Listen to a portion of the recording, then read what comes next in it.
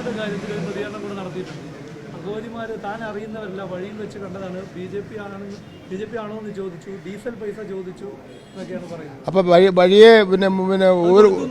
വഴിയെ ഒരു വസ്ത്രമില്ലാത്ത പോകുന്നവരെ കയറ്റി പിന്നെ ബി ജെ പിയുടെ കൺവെൻഷനിൽ കയറ്റിയിരുത്തോടെ യോഗി പറഞ്ഞിട്ട് വന്നതാണ് അവർ ഇന്നലെ അനുഗ്രഹം കൊടുത്തിട്ടുണ്ട്. അല്ല പിന്നെ രാജീവ് ചന്ദ്രശേഖരന് ഈ പിന്നെ എന്താ അഘോരികൾ അനുഗ്രഹിച്ചല്ലോ. അങ്ങനെ അഘോരികളുടെ കയ്യിലൊന്നും ഇവിടെ വോട്ടില്ല. യഥാർത്ഥത്തിൽ ഇത് മതം രാഷ്ട്രീയത്തിൽ ഇടപെട്ടിരിക്കുകയാണ്. ഇത് ആരെങ്കിലും കയറി ചെറുക്കണം, അതിൻ്റെ പേരിൽ ഒരു വർഗീയ കലാപം ഉണ്ടാക്കുക എന്നുള്ളതായിരുന്നു രാജീവ് ചന്ദ്രശേഖരൻ്റെ ലക്ഷ്യം എന്ന് പറയുന്നത്. ആ വർഗീയ കലാപം ഉണ്ടാക്കാൻ വേണ്ടി ആരും ചെറുക്കാൻ വേണ്ടി പോയില്ല.